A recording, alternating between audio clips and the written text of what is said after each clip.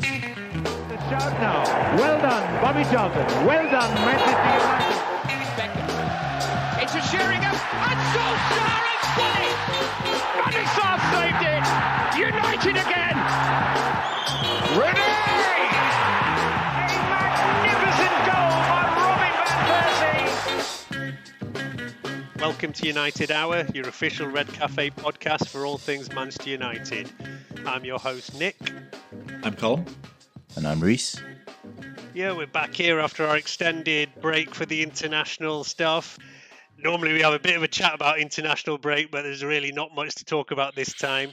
I think, it's almost, I think it's quite crazy, some of these games that were playing friendly matches in the middle of a global pandemic and players flying around and whatever. And even the Nations League stuff at the moment is kind of like semi-friendlies with no qualification, anything at the end of it. And really, I did think we might have had one of our Scottish guys on. I think Jamie or David would have been the only ones who had much to talk about from the international break, but none of them have made it on the show today. Apart from that, I think we'll just completely forget about that waste of time international break and get straight onto the match today. 1-0, hardly a classic, but we got our 3 points at home finally this season. I've got a West Brom supporting mate of mine who's been furiously texting me, feels a great sense of injustice from the match tonight. I mean, Colm, do you think they have a point there, the West Brom fans, to be moaning here? I think there was definitely a 10-minute long fiasco at the start of the second half with several decisions that if I was a West Brom fan I would be pretty livid about. Although, I don't think either side would come away from that viewing this evening thinking, that their team, really deserved anything special. I think both teams were pretty poor. I think we thoroughly deserved a win based on our possession and our chances, whilst at the same time being pretty rank average. West Brom didn't impress me in the slightest. So you could look at that 10 minutes and there was a host of horrendous decisions in there. I would feel pretty aggrieved if I was a West Brom fan. But for the rest of the game, they worked hard, but they weren't good. Yeah, I can actually totally understand. If it was the opposite way round, I'd probably be pretty annoyed about some of the decisions there, in particular their penalty being rescinded. But I think on the balance of play, we did deserve to win this game, right, Raees? Yep, we had 3 big chances. They never had any. So statistically, we were the more dominant team. I know people would have expected us to win in a more efficient manner. So that's for us to deal with. But in terms of the West Brom fans feeling aggrieved, I think, they played a lot of pretty patterns in midfield. I thought Pereira is a very impressive player. I think he can play at a higher level than West Brom.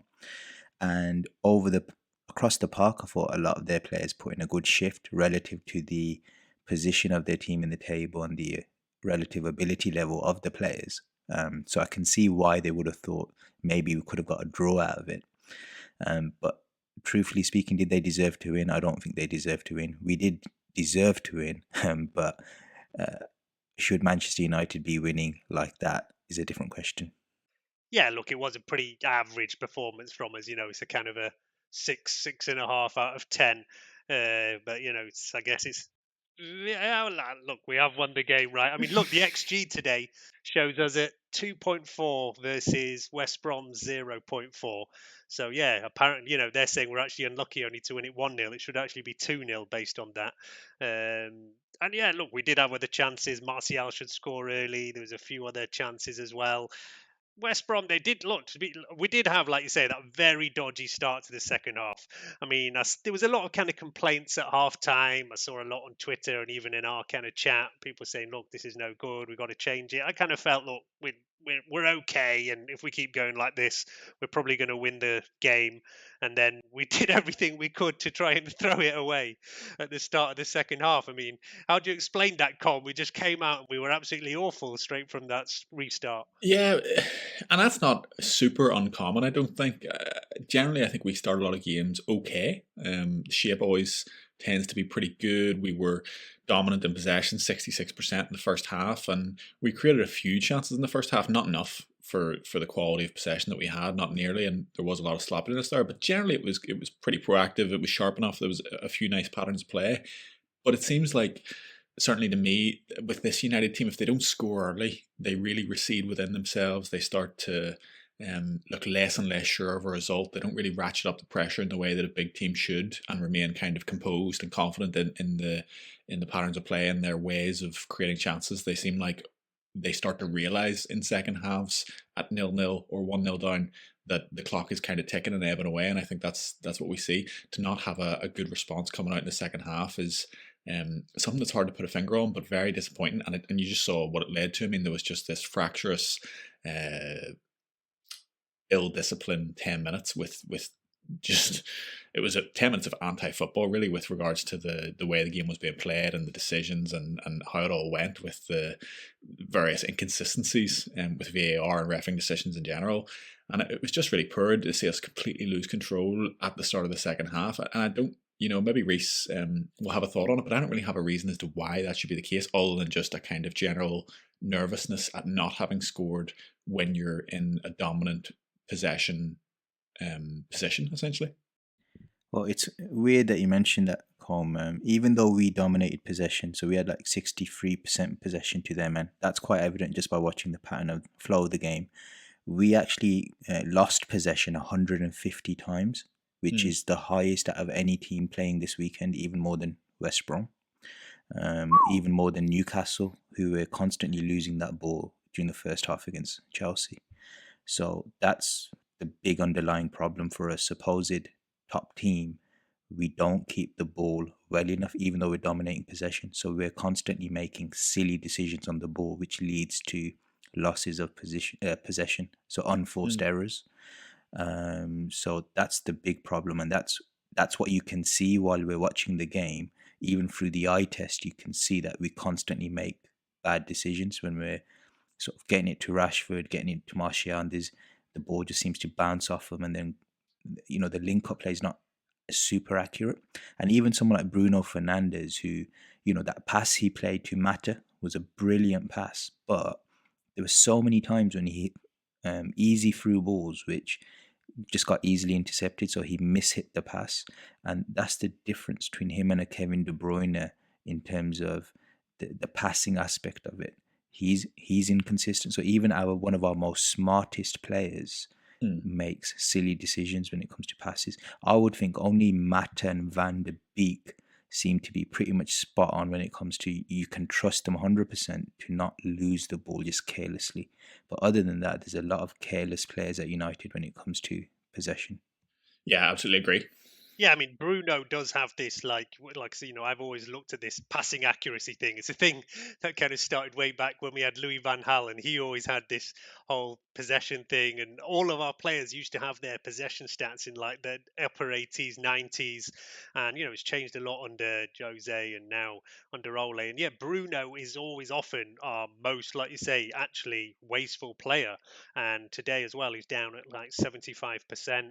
The only other one around there is Anthony Martial, and your forward normally is lower because he's taking different chances and shots and things like that. But yeah, Bruno is often around those kind of 70 mark, and yeah, it is an issue.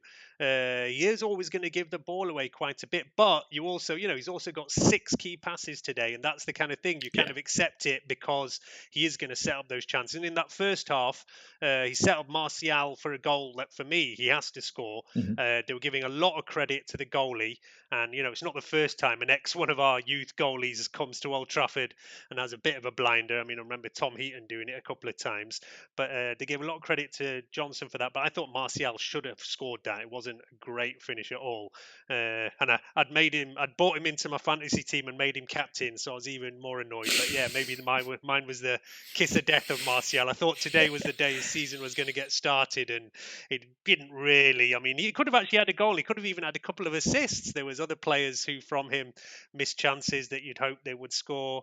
But yeah, Martial's season doesn't really seem to have got started yet, and we'll definitely get onto that a bit later on. But yeah, in general, I think we deserve to win this game. I think it's far from a classic, but after these international breaks, it often is this kind of a bit of a slog. You've had a lot of players who've travelled a lot, played quite a few minutes. Then we had players like Rashford who are like definitely didn't look like 100%. Last minute fitness tests on him. I think Lindelof as well was a kind of doubt. I think Ole said somebody like McTominay has been in 3 different countries in like the past 10 days and comes back. So yeah, it often comes in like that.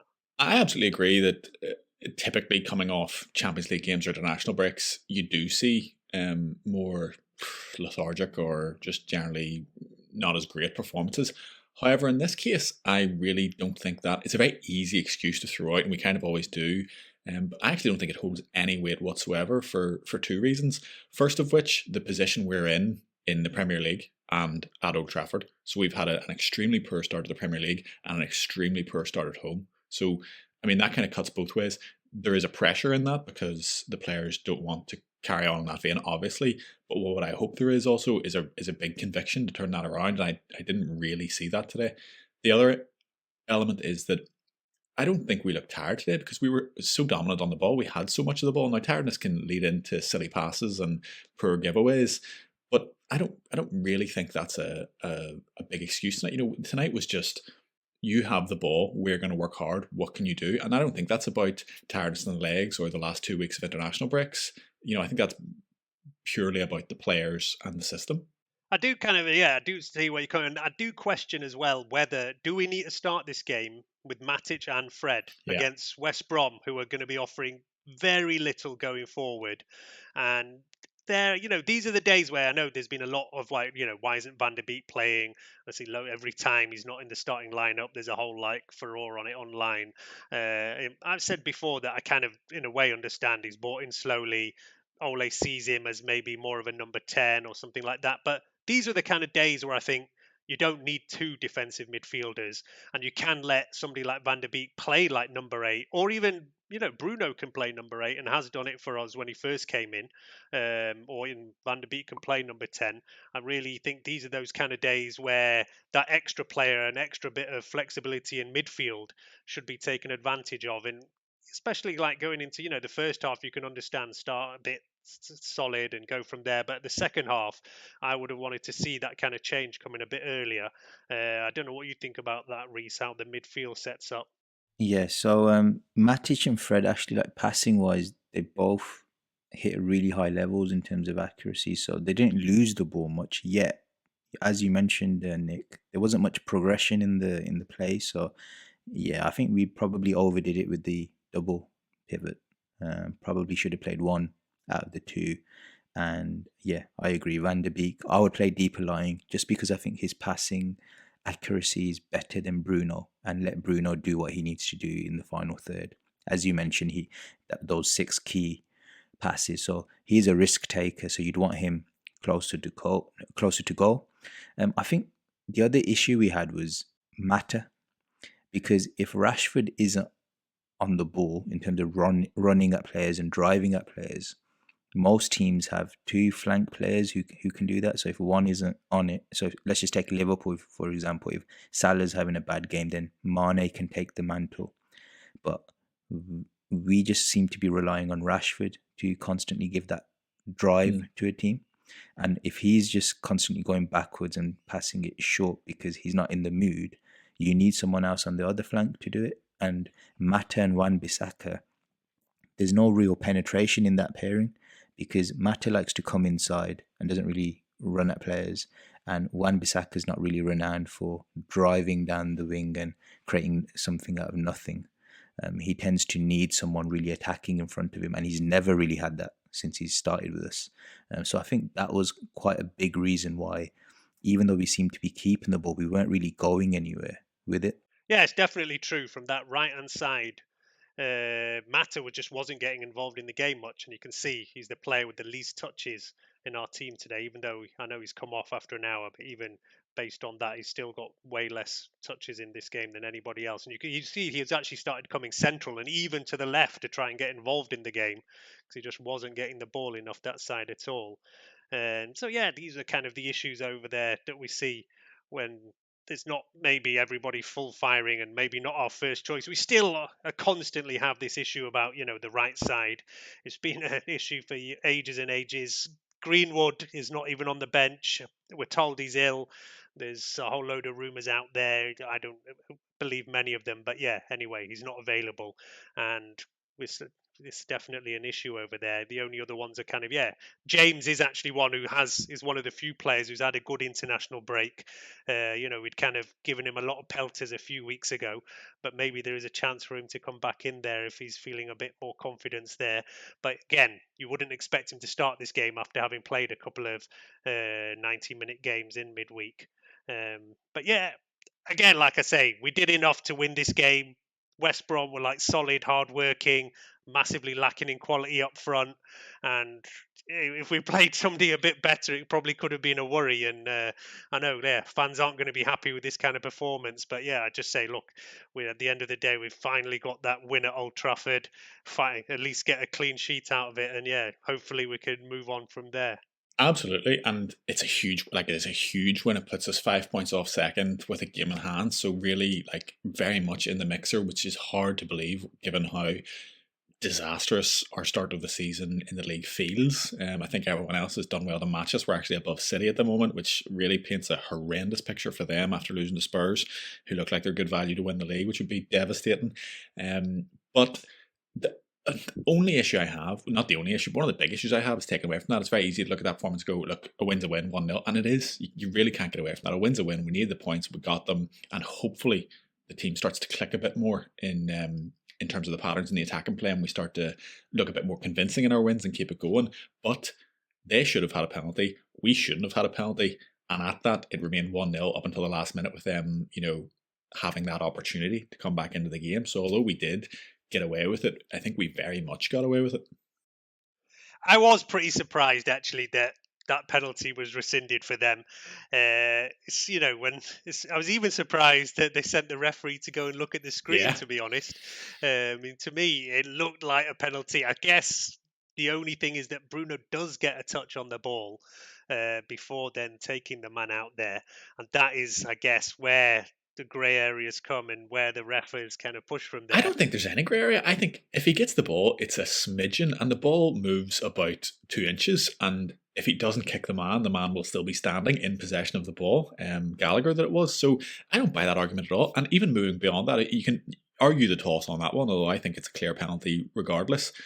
That's the very thing. It's not a clear and obvious error in any sense. It's not even clear and obvious that it's not a penalty, so it can't be a clear and obvious error by the ref to give it. So to then have to get over that higher bar of provability, it was really surprising to me. And he was very certain when he gave it in the first instance. We've been calling for refs to go to pitch side monitors much more, because I think in the earliest iteration of VAR at an international tournament, I can't remember exactly, was it the World Cup? You saw that quite a lot, and it seemed to work quite well, although this didn't really paint that in the same light. It seemed like it just wasn't a case for VAR at all. We absolutely got away with. That's one that your West Brom mate would be very right in feeling aggrieved by. Yeah, definitely. And I say it like every time we record, I say for me, VAR is a total joke. I never wanted it. I think, we said last season, hopefully it'll get better, but I just actually see it getting worse, if anything. Every single week there's like a massive controversy. Even though it helps us massively, I still think it's a total joke, and I would get rid of it immediately. It just isn't helping anything as far as I can understand. I mean, that 10 minutes, I was just watching it thinking I just switched off from a game that I'm normally super engrossed and feeling passionate about. I didn't really celebrate our goal. I wasn't really bothered about them getting the penalty. It all just starts to feel a bit, it really detracts from my engagement and my investment really in it in a way that is so negative. That's the one thing that really struck me, and that's not nice. And that's in part, just to the United being not that great in certain ways. Yeah, there was even the one save that De Gea had to make was in that kind of 10-minute period as well. Yeah. But then, we go straight up the other end. And, Colm, you said it shouldn't have been a penalty for us. Are you talking about the handball, or are you talking about the build-up? No, I think the handball is a handball. I hate that handball rule. I hate the way they're being given. I think it's so harsh on defenders. I think attackers can play into it, and the amount of penalties we're seeing is obviously way more than what you would normally expect. In this instance, he turns his back on it, first of all, which you should never do, and he then raises his arm. So even though they are into the side, that's still all his bad, and actually is a penalty even before VAR and after. I don't think there's any issue with that. It's a foul by Fred, 100%, and therefore with VAR, you probably should have been pulled back for that. We've seen the play upon a full examination of a sequence of play, an attacking sequence of plays is where they kind of start to define it by. It's when the ball starts to go forward into that last kind of transition that led to whatever VAR is looking at. And for me, the Fred tackle certainly is a part of that, and therefore it should have been brought back. We've seen the game be brought back, 10, 20, 30 seconds due to a foul in the build-up before, and I don't think you can argue that it wasn't. He came through the back of Gallagher again, who was getting about. He certainly was involved in that game, and he looked decent. So again, I think that's an incorrect decision, although I was happy enough. Yeah, I think I can't really argue with you on any of them there. I mean, Reese, are you on the same page there, or you've got a different opinion? I did see actually on the kind of commentary that they didn't all agree on the first one. I think they all did agree that it was a handball, but it was definitely a foul from Fred. But there was some disagreement over whether the Bruno one should be a penalty, just because he does get that touch on the ball. But yeah, how did you see it, Reese? Okay, I'm going to make a confession. One, I think I've completely missed this incident where Bruno's apparently given away a penalty. So I was trying to put my little one to bed. So I think I've missed that one. With regards to the penalty that we got, again, I've bloody completely missed this Fred foul. So I'm just focusing completely on the handball issue. I did think it was a handball. And I agree with Colm. I think pre-rules and even current rules, I think it is a handball. But it's 100% a handball with the modern rules, 100%. And yeah, and I think it was right to be retaken as well, because the keeper did come off the line. Although there's a slight controversy because of this hop skip technique. Yeah. Is it unfair on the keeper because he's only come off the line because he's anticipated the shot being taken, but because of the hop skip, he's been completely fooled by it. So I don't know. Also, the other thing about that is Johnston, he's off the line, but he hasn't touched the ground yet. When Bruno strikes it, he's still he jumps off the line 2 feet, kind of thing. He basically just mirrors what Bruno does. It's a hop.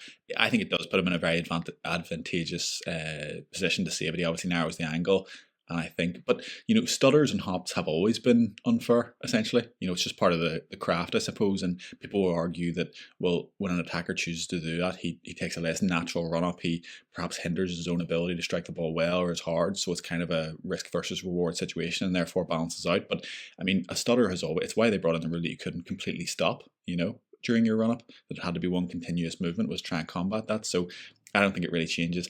Johnson had a fantastic game, which I was really pleased by. I always thought he was pretty good at United. It was always pretty clear he probably wouldn't make the step up, but you always knew he was definitely good enough for somewhere, and he's obviously proven that. And it looked like one of those classic cases of a goalkeeper coming back to United, as Nick says. But I mean, you can have no argument about being off the line there. But there's also, Nick, the Martial penalty.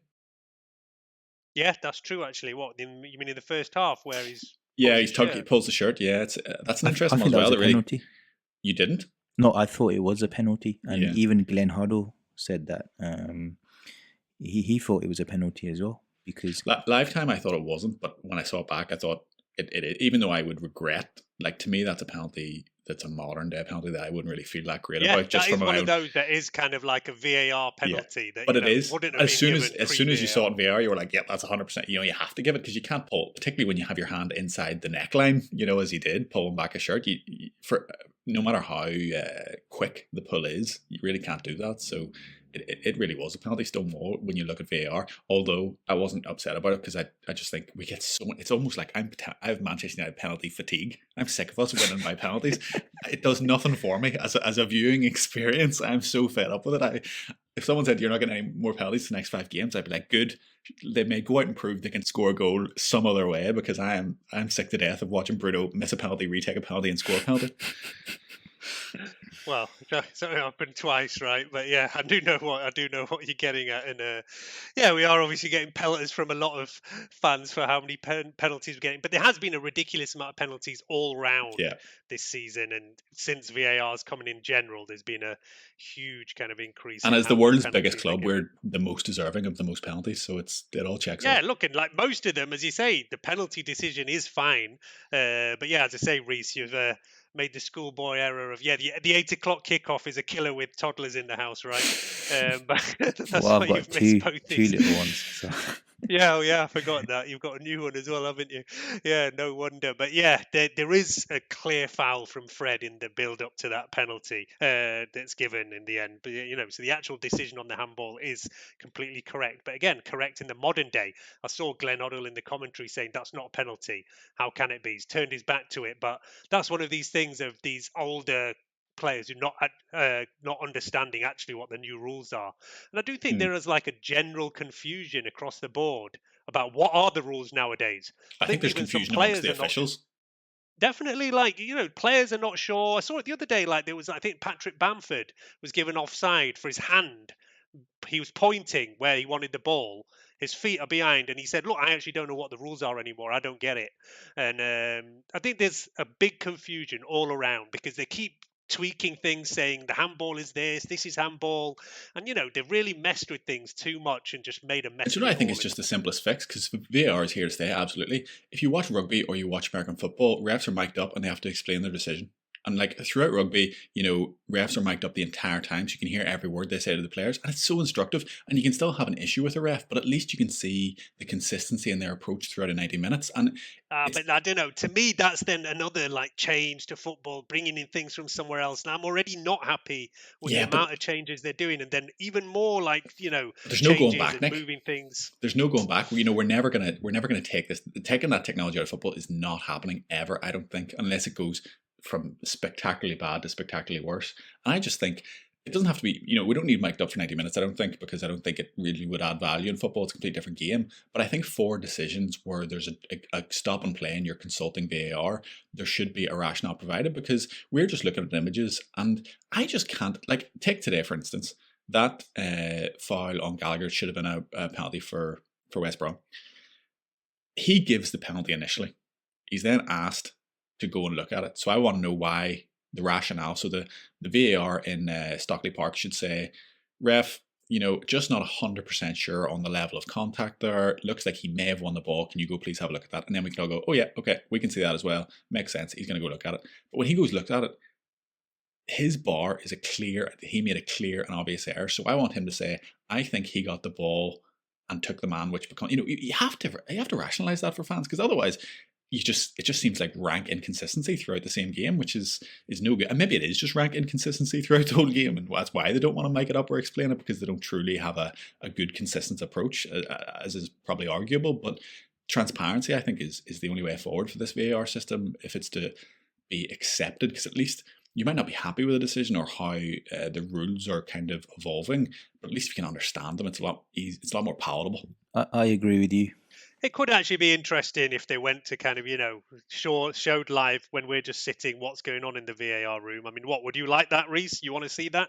Yeah, I agree with Colm. It happens in cricket, it happens in rugby, and there's a lot more respect for their VAR processes than there is in football. But just with handball, focusing on that, because I think that's the main contentious one, which everyone seems to have their back up about, and rightfully so. Something needs to change with this handball rule.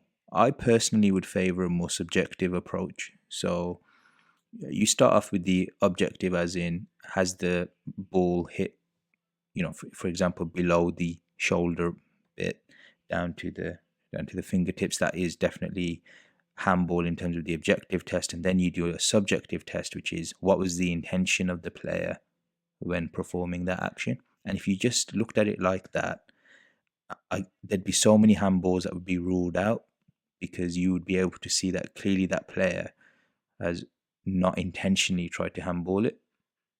And you could look at the body language of the player and I think it would rule out so many handballs, and then therefore a lot of controversy would be eradicated. Of course, there'd be some decisions where you might think, well, I think he intentionally did it, and someone else might disagree, but I think there'd be a lot less instances than what we're seeing now.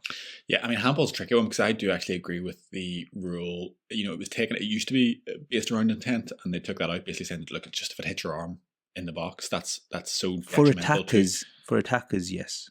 Yeah. I like the fact with attackers, there's no taking into account of intention, because you're just getting an advantage from it. So if you've miscontrolled the ball and it's hit your hand and then you score from it, I agree with that.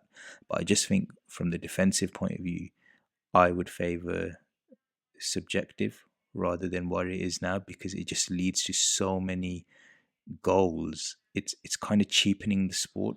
Yeah, I agree with that. I think it just puts a lot of defenders in an extremely difficult position. Does anyone want to watch a defender running and defending with his hands? I think it's almost insulting. That it almost leaves like the game favors attackers so much more than it does defenders. And if I was a defender, maybe Nick, he always tells us obviously he's a world class centre back, but if I was a defender, I would feel like I wasn't valued as part of the game as much as attacking, because it's just such an odd proposition to say that you're, and it is the interpretation, natural outline and all that kind of stuff, but you have to move. There are examples. Today, I don't have an issue with it. He raises his hand to his face. It's an odd movement, and therefore he's guilty of stupidity, if not malintent. He does raise his hand, but pre-VAR, that wouldn't have been a penalty because he's turned his back to the ball. So that you used to say, if you're not facing the play, then how could it be deliberate? That doesn't make sense either, though. In fairness, that's just like turn your back and you've got carte blanche to make yourself as big and as awkward as possible and flap your arms around. But then, how can it be deliberate if you're not actually facing the play? How can it be deliberate? Well, that's what I mean. I don't think deliberate should be the only bar. I do think there's times where you can unintentionally still cause the same issue and therefore it should still be a penalty. I don't think you can just say that. Plus, that's a very hard line to draw. Then as soon as someone draws their back, they just start flinging arms. Do you know what I mean? So it's difficult any way you slice it. I just think the one thing we can all agree on is at the moment it is no good. And again, I just think transparency in the decision making process will go a long way. Yeah, and I do think it was actually better when, there was some kind of leeway to refs to say, is it deliberate, is it not? And now they've taken a lot of that away. And I don't think players like it. Anytime I've seen any player talk about it, they say, we don't like this. Nobody wants this. Even the attackers, I think, don't really agree with it, even though most of the time it does favour them. And yeah, we've had a few that's worked out for us. We go back to the PSG last minute penalty that was like a similar-ish kind of thing. Somebody jumped in with his back to it, but yeah, it's given as a penalty. And I said 10 years ago it was never a penalty. It was it's not deliberate because he's facing the other way. But yeah, the whole rules, everything has changed on this, and the way it is today, it is given from there. And yeah, we're obviously glad it was. I do still think, I know what you're saying, that giving that penalty and winning like that doesn't feel like a worthy win. We did have other chances though, right? It's not that we created nothing today. One player I do want to talk about, and two, is Martial and Cavani. As I said, I've drafted in Martial to my fantasy team this week. So I thought, listen, he's got to start scoring at some point. We talked about him a lot last year, saying that he was slowly growing into this number 9 role. And even though he wasn't looking amazing, he really had good stats. He was racking up goals and assists. And this year, he just really hasn't got started. He had that red card and was out for a few weeks. But yeah, he's not scored in the league yet this year. And his only goal was that Champions League penalty. Cavani is now available, has played a bit over here. There's quite a few people, and then Cavani's come on, Martial's gone out left, and I've seen a few people saying, listen, we should play like this more. Cavani's runs, his movement is more kind of natural to a number 9.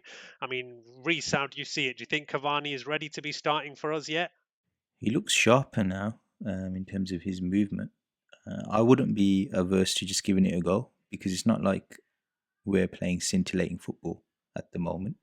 I'm not saying it's going to be a game changer, but I do think we need to try something a bit different. Martial's a strange conundrum at the moment, because when I'm watching him for France, he actually looks electric for France. Probably similar situation to Pogba, but he just seems much better in the French shirt than he has been for United this season. And he has been playing number 9 for France, right? Yep. He was playing... Yep, he has. And he's been linking up really well with Griezmann. And even Mbappe, he just seems comfortable there. I do think with our attackers, we do need to give them some leeway, because of the absence of that right-sided attacker, it places a lot of emphasis on Martial and Rashford to do something. Whereas most of the top attackers that we're talking about in the league, they've got 3 attackers. So it's spread across the pitch a lot more. So they've got more space to work with, whereas we've got 2 guys doing the work of 3 sometimes. So that's something we need to be mindful of when we're too harsh on Rashford or Martial. I think today he looked a bit more lively in the first 25 minutes, I would say. His footwork seemed like he had a bit more energy about him. But then the lack of finishing, which is something which everyone usually says Martial's a dead-eyed finisher. He's cold in front of goal, but I'm not seeing it this season, and that's a big issue because if he isn't getting the goals which he's normally associated with, then his confidence is going to drop, and then the rest of his game is going to take a hit with it. I didn't think until today, though, that he'd actually missed any chances that I would expect him to score. I think when he had played, and he did miss those 3 matches, that he wasn't getting great service. The one problem with Martial that people will always say is that when he's not getting the service, that he doesn't get involved in the game enough. He's not making the right runs. He's not making enough effort. Yeah. And that's the kind of difference you see when Cavani comes in, that because he is that natural number 9 and he's been doing it literally for decades, he knows exactly where to go. He knows exactly the runs to make. He's not yet obviously in tune with all of our players, and he's not going to be after only being around for a month or so. But you'd hope that once Bruno and players like that get on the same wavelength as Cavani, that it really could make a difference. I mean, my kind of take on it is that I actually don't think Cavani really deserves to be starting yet. Even today, he had a few good kind of positions, but there was one chance Martial teed him up for that he should have done better with, and you'd think that a player of that standard should be hitting the target, and he kind of mishit it a bit. I think that him coming off the bench is still the right role for him, and that he's still not anywhere near 100%. Although, yeah, he did score for Uruguay in the international break as well. Colm, where are you at on Martial, Cavani, who's starting up front? I think it's really interesting. I mean, Martial's season has been so disrupted by that red card at Tottenham, so I wouldn't want to make any hasty judgments, although I did have kind of this debate with Imran a few weeks ago where I said it's kind of unfair on Cavani to only get these bit part roles so far in 10 or 20 minutes in maybe bad situations in games, games that are either dead rubbers or games where we're really looking for something but with no plan on how to get it, and then expecting him to come in, be sharp and be the saviour there. I thought today looked as sharp as he'd been. I think credit to Martial, he had a very nice sort of backwards header in the first few minutes. He absolutely should have scored. He doesn't do awfully with the big chance, but he should make it unsavable, really, from that distance. So that is obviously poor. He then had a few other kind of bit part chances. There was a nice one towards the end where he let it kind of run across his body and roll through, and the defender got back with I think an unbelievable challenge. He did have a few chances, but the thing that is always the thing with Martial is if he is not super involved in play, if you don't have players really close and around him as a number 9, you're not really going to get what you want, because he isn't going to make those traditional number 9 runs and take those traditional positions that really give you that kind of focal point and presence, as I think Cavani does. So I don't know if I'd pull the trigger on it just yet, although when Cavani came on, I thought we looked our best from an attacking sense. Now, West Brom definitely tired. The game got a lot more open, but what I noticed was Martial dropping off to the left, but still playing pretty central. It was a pretty second striker kind of shape rather than an out-and-out winger of him just being dumped out to the left. He just picked up the ball so much more, was able to pick those little passes with his midfielders and have those kind of quick interactions that he gets quite starved of as an isolated number 9. As Raees absolutely is correct about, that's not just his fault. That's because Rashford sometimes decides just not to have a go at anyone, as he did today. Right wing is a vacuum, and Bruno sometimes I think wants to get rid of the ball far too quickly, which doesn't really marry up to how Martial wants to play. He's not going to make that quick first run kind of thing. He's going to want to come to you and kind of play that 1-2 game much more than I think Bruno wants to. So it's a combination of issues rather than just something that you could lay at Martial's door, I think. But he did seem a lot happier when Cavani came on, not to kind of have that bit more freedom and to float around and make things happen. He had a lot more dribbles successful. He had a lot more kind of passing interchanges. And Cavani undoubtedly, he just makes those runs. He just has that kind of natural striker's instinct, and as a shape thing, it just helps the team so much, I think. I still think I do see quite a bit of kind of desire and a wee bit of fight in him. I don't think he's out to pasture by any means. Tuchel said during the week that he kind of felt that maybe the PSG let him go too soon and that was a mistake, and I sort of see that, and I wouldn't be surprised if he got a start, he would reward that. Well, I think our next game is Istanbul at home, and I actually think that is probably a pretty good game for Cavani to get his first start. Let's see what happens over there. But yeah, before we move on to that, the other player I did want to mention is Telles getting his debut over there, Premier League debut anyway. There was a dodgy thing about whether he was going to make this game because he'd gone out to Brazil, and there was a whole load of reports that he'd been coronavirus positive again, but then he was past negative and has played over here. I mean, what did you make of his debut performance there? We did see him obviously against PSG when we had a good performance, but this is the first time he's come in, and thank God he's come in because Luke Shaw had been missing. I mean, how did you feel he played today, Reese? Solid performance. I don't really have any criticisms of him. I was a fan of his signing in the first place. I thought he just gives us a better balance in terms of the range of fullbacks that we have. The big worry I had about him was that athletically he's not the most nippiest fullback compared to a Reguilon at Spurs, or even Chilwell, for example. But I think what he showed today was he's not that slow, so he does look like he is athletically capable of featuring in the Premier League, so he's not going to be a liability defensively. And going forwards, I thought it was a disappointment, but I don't know if it was his fault. It's just Rashford just didn't seem like he was on his game, so I was quite excited before the game to see how those two link up, but it didn't quite hit fire like the way I wanted it to. But it's his first game, so far too early to make any judgments, but I thought a decent debut. Yeah, I think what we'd all been hoping is that he's going to bring a bit more attacking intent on that side. He's obviously got a very good cross.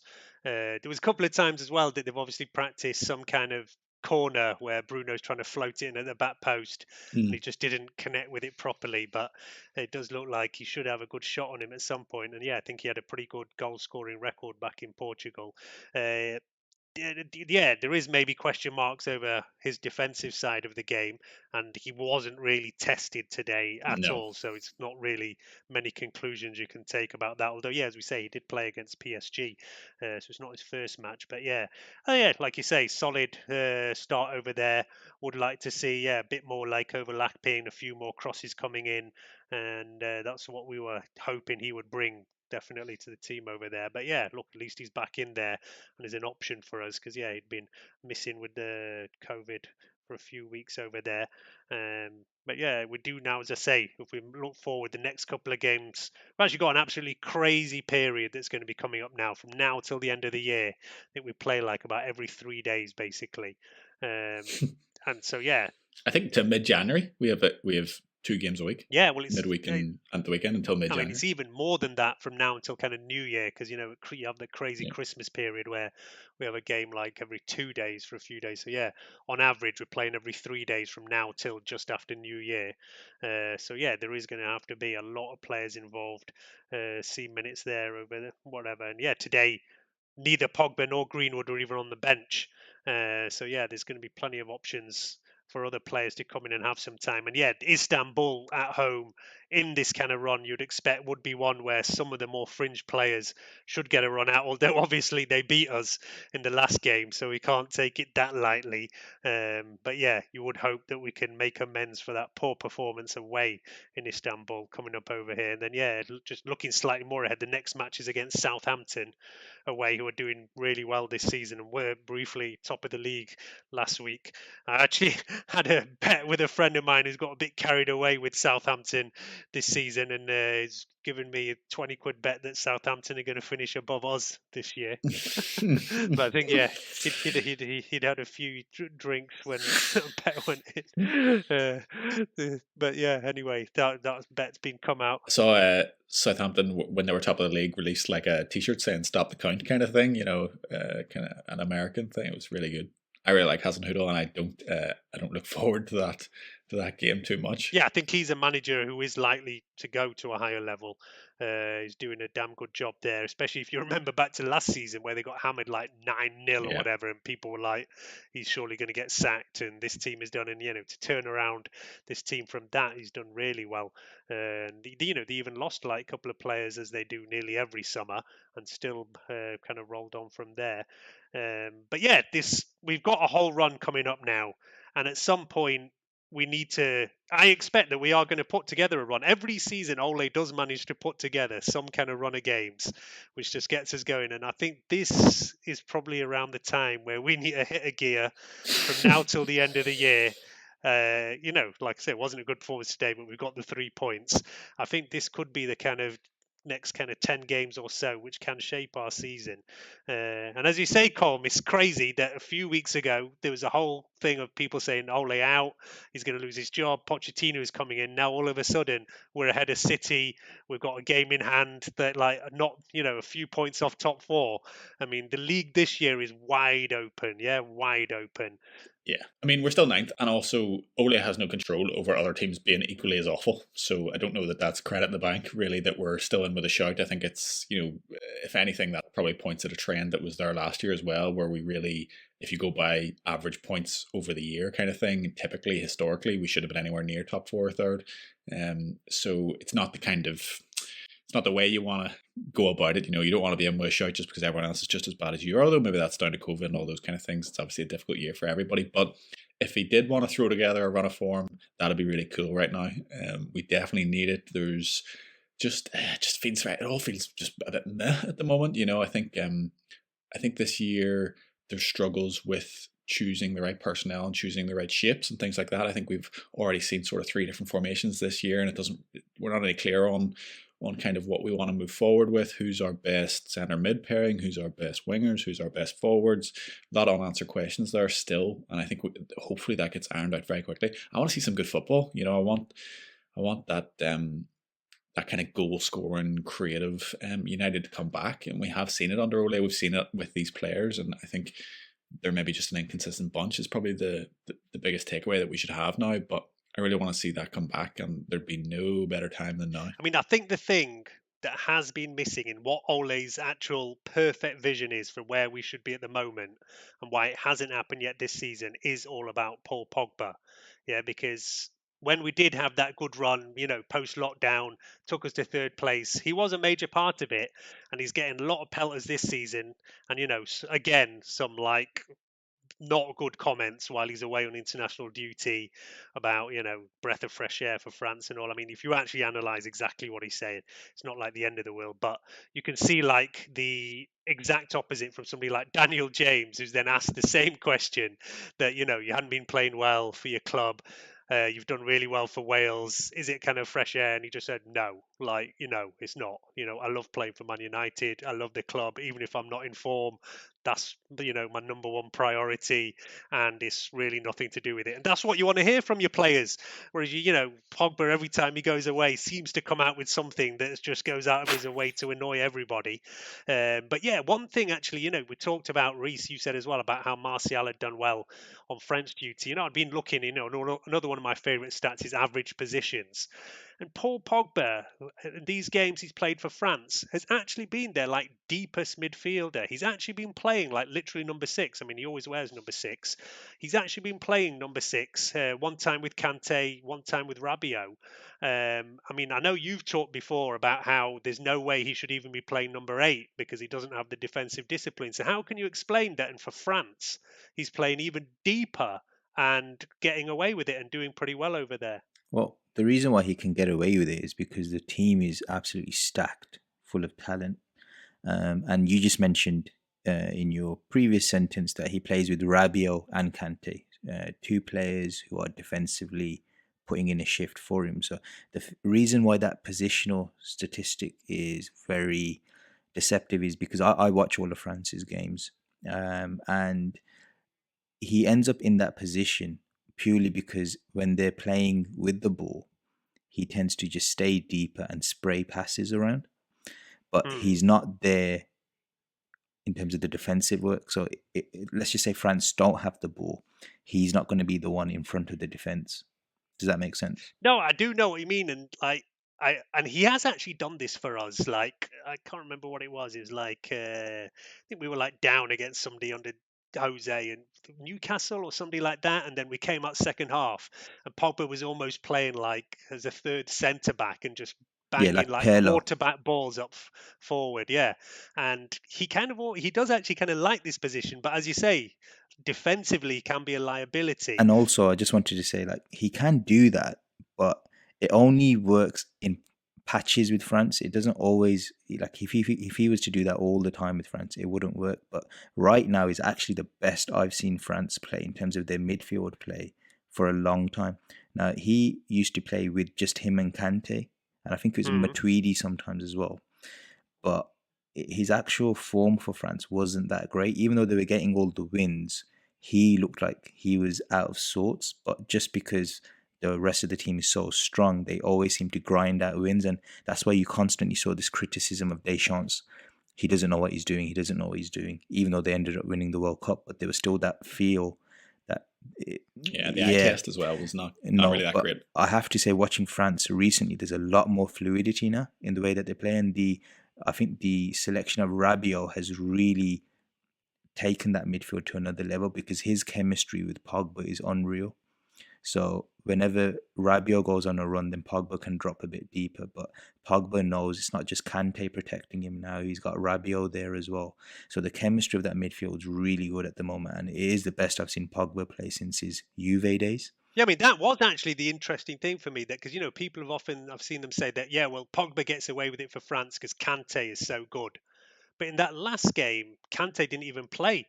And it was Pogba, Rabiot, and then I don't know who else was in there. I think it was Sissoko, I think. The other fact that totally puts paid to that myth is that Fred has been essentially consistently outperforming Kante in all the same metrics over the last year and a half. Exactly. Kante's been very average under Lampard, and probably going back a little bit further, he's certainly not the dominant force defensively that he always was. Well, I think Lampard kind of moved him actually further forward, didn't he? He doesn't even play him. I think it started under Sarri, though. Sarri started moving him. Yeah, he like that. Jorginho was playing the kind of defensive role. Just seems to have really affected him. But Kante isn't the kind of kingmaker that I think he once was. Stick a centre midfielder beside Kante and they'll always look amazing. But it's just such a tricky one with Pogba. I would absolutely love for him to just turn it on. And there is obviously a huge argument around the fact that no United manager has possibly put him in the best position to really excel and be consistent. But there's also the other side of that coin, which is personal responsibility on Paul Pogba. And I'm largely fed up with it, to be honest. I'm very much checked out of the Paul Pogba show. Yeah, I mean, there is still a massive question mark over what is his best position. And by now, you'd think there wouldn't be this. And I mean, we have seen him have great runs of form for us. There was that one time when Ole first came in. Then again, he played well in number 8, kind of with Matic in particular towards the end of last season. This season for us, he's not been great. And then some people say, his best position is more like almost attacking wide left, where he did play a couple of weeks ago and was pretty awful. I just don't know. But like I say, this position he played for France is very interesting. Like you say, Reese, the way I understand it is he plays kind of deep, but he doesn't really have that many defensive responsibilities. They actually kind of defend a bit further forward than him, and he's just given a lot of time and space then to play those long balls. There's so much quality around. Well, that could be brilliant for us, because our whole thing is about the transition, is about hitting forward. We're nowhere near as comfortable in possession and as pass resistant as that France team is. Mm-hmm. Any player in that France team is comfortable on the ball, comfortable to make a move, comfortable to play a pass, and that's why the onus completely comes off Paul Pogba when he's able to sit back, because teams press them, play against them, and then after 5 or 10 minutes they go, there's no point here, we're all going to sit back, and then Pogba has all this space and time to work in, and he's not really getting that press that he gets in the Premier League. In the Premier League, it's the opposite that happens. Teams know that we're actually quite fragile in that area, extremely fragile. Fred has a mistake in him. Pogba always wants to engage in a physical battle, so you can lull him into this kind of press situation where you're likely to win the ball. And our back four,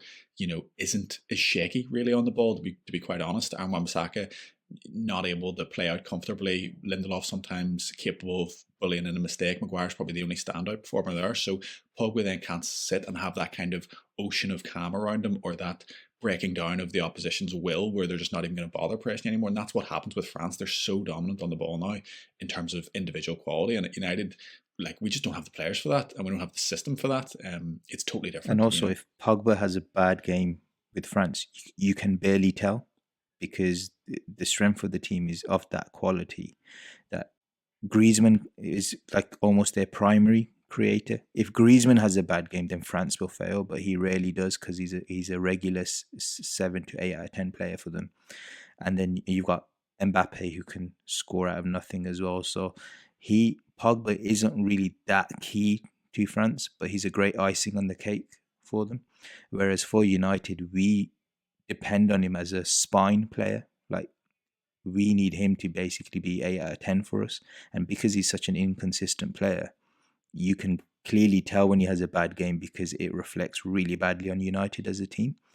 The only player that's been able to sort of carry this team on his back has been Bruno. I mean, Rashford can do it when he's on form, but he's not consistent, so that's a problem. Martial can't really carry a team on his back, so it's just Bruno that can do it, and Pogba's not reliable in this regard.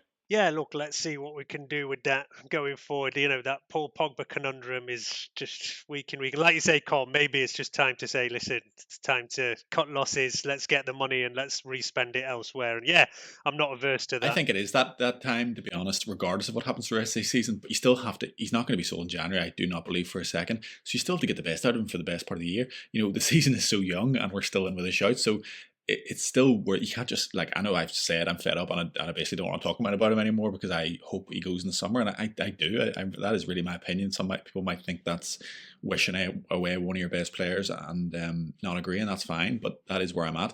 But you still have to get the best out of him for the next 40 games because there's no doubt he should be in our team if we can make it work and he plays well. I do think Ole was right to bench him and drop him, and he's had a difficult start to the season with COVID and his general form, so there's no issue with that, whereas I think other managers maybe would have felt that he was undroppable. So I think there is credit to Ole there in terms of setting his stall out. I do wonder if he would have played today if he was fit. But you have to make him work somehow. You can't leave Paul Pogba on the bench for an entire season. Your team is better if he can function within it. So it's there's still a question to be answered there, and our season could rise and fall on the strength of that, even though I absolutely, with the best will in the world, hope he does go in the summer. Yeah, no, that's it. That's the only thing that for me is always the shame, is the best football we've played under Ole. And I would actually say the best football we've played since Alex Ferguson did involve Paul Pogba playing very well in those kind of 2 runs of form that we've had under Ole. And that's what's been lacking so far this year. But yeah, maybe, as I say, we need to just start moving away from it. Let's give Van der Beek a few more games because, yeah, that was supposed to be one of the points, that he could come in and we weren't going to be so reliant on Bruno, so reliant on Pogba, because he can play those positions and offer something.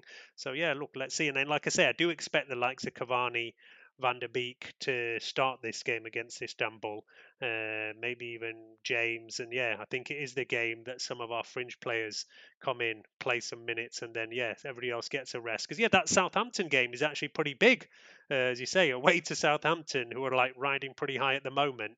They're above us.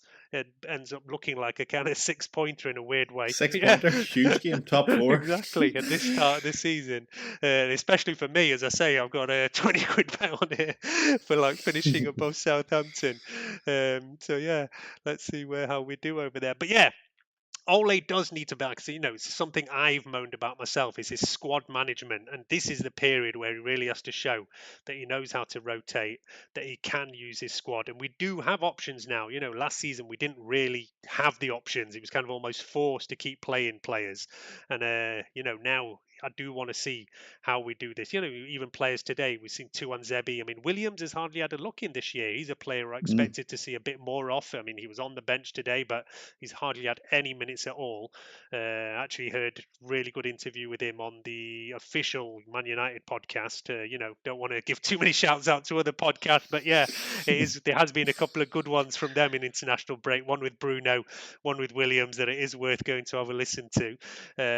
He was a player I liked a lot last year and expected to see a bit more of, and we've seen nothing of him. Even Timothy Fosu-Mensah getting more kind of shouts than Williams this year's season, which I found a little bit strange. So yeah, let's see how the squad gets used over there. I mean, I don't know if we're going to record after Istanbul. Hopefully we will. I think we've had a couple of messages and all from people who have realised that we've been making a big effort to put out more output this season. And, we're trying to get the pods out as well closer to games. So I hope everybody out there is appreciating the extra effort going in there. And we'll do follow us on Twitter, Facebook, all that kind of thing. And let's see if we come back after Istanbul or definitely after Southampton. Do you feel two wins over here or a win and a draw? Where do you think, Colm, we go? Istanbul and Southampton? I think 2 wins, absolutely. I think Istanbul, I think you play a slightly stronger team. I hope Van der Beek and Cavani start, but beyond that, I think it'll be quite a strong team because you have to have an eye on Leipzig and PSG being potentially very difficult games. And with the loss there for the international break, nothing is now guaranteed. So win here, you'd feel good about things. But we can't take it for granted. So I do think it'll be a stronger team, but we should win. And then Southampton's a huge game. But again, I can't sit here, Nick, and predict anything other than Manchester United beating Southampton. Come on. Well, to be honest, I would say, we have to beat Istanbul, but I think we might get a draw away to Southampton, and I don't think it would be the end of the world either. But yeah, look, let's see what happens over there. I mean, Raees, what do you think? I think it's going to be 2 wins for United as well. With the Southampton game, I just think Ollie has this way of just like whenever there's a team which the media are hyping up, he ends up just pulling out a tactical masterclass and then keeps the hope going. So yeah, you're right. Actually, that Everton couple of weeks ago was case in point, right? Exactly. So this Southampton game just seems tailor-made for him in the sense that everyone's expecting Southampton to beat us. Are they? I don't think everybody's expecting Southampton to beat. No, not United fans. I meant like anything but United fans. So they're all expecting us. Even that, I'm not sure if most neutrals would expect them to beat us, but I think they'll think that it's going to be a tricky fixture. The only thing about Southampton is, I think, did we play them in the kind of towards the end of last season in the run-in, and I just recall them really outworking us in a very comfortable manner. Very, very tricky day for us, and they are a very energetic, organised team, which is typically our kind of, one of our Achilles heels. One of them. Anyway. They won't have Danny Ings, so that's going to be a big loss for him. Is he out? Definitely. I think he's having surgery on his knee. Yeah. But yeah, that's Che Adams has been doing pretty well for them. He's been good. Yeah, he has been good. But yeah, look, let's see. As I say, we might well come back after the Istanbul game, but yeah, definitely after Southampton. Do hit us up on all the social media. We've had a few messages from people with questions and topics of what to cover over there, and yeah, we're happy to do that kind of stuff. So yeah, do message us with any questions or anything you want us to cover from there. Apart from that, like I say, yeah, look, not a great day today, but look, we got the 3 points, finally won at Old Trafford, so yeah, let's take it and say, yeah, we move on from there. And yeah, that's good night from me. Cheerio. Cheerio.